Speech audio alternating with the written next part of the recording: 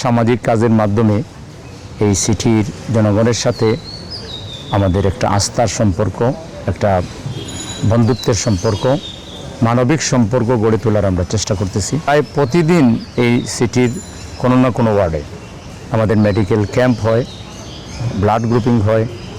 এর মধ্য দিয়ে মানুষ তার ব্লাডের গ্রুপ জানতে পারে।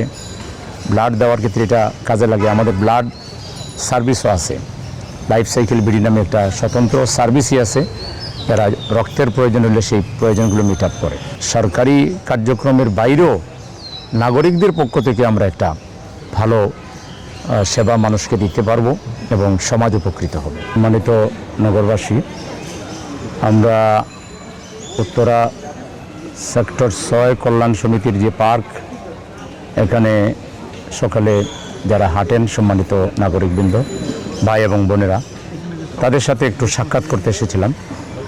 একসাথে সকালে আমরা খিচুড়ি খাইলাম, হাঁটলাম, গল্প করলাম এবং কিছু নাগরিক সেবা নিয়ে, নাগরিক জীবনের কিছু যে অব্যবস্থাপনা আছে এগুলো নিয়ে কথা বললাম।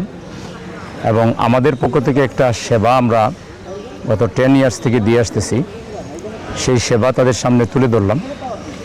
কথা হলো নাগরিকবৃন্দ খুব খুশি যে এরকম একটা সার্ভিস আছে যেটা জামাত ইসলামের পক্ষ থেকে দেওয়া হয়, যে কীভাবে সমাজ জীবনে মানুষের যে হ্যাজার্ডগুলো, মানুষের যে প্রবলেমগুলো, এটা আমরা দূর করতে পারি, মৌলিক সমস্যাগুলো আমরা দূর করতে পারি। তো আমাদের চিকিৎসা সেবার মধ্যেই বেশ কয়েকটা আছে। আমরা কার্ড দেই, যেখানে 25-30টা হসপিটালে তারা ডিসকাউন্ট পায়। আমরা টেলিমেডিসিন দেই, ঘরে বসেই চিকিৎসা পাওয়া যায়। আমরা বাসায় গিয়ে স্যাম্পল কালেকশন করে, রক্তের স্যাম্পল কালেকশন করে টেস্টগুলো করাই দেই। আমরা ক্যানোলা লাগানো, তারপরে স্যালাইন পুশ করা, ইঞ্জেকশন পুশ করা, থেরাপি দেওয়া, এই কাজগুলো আমরা বাসায় বাসায় গিয়ে করি।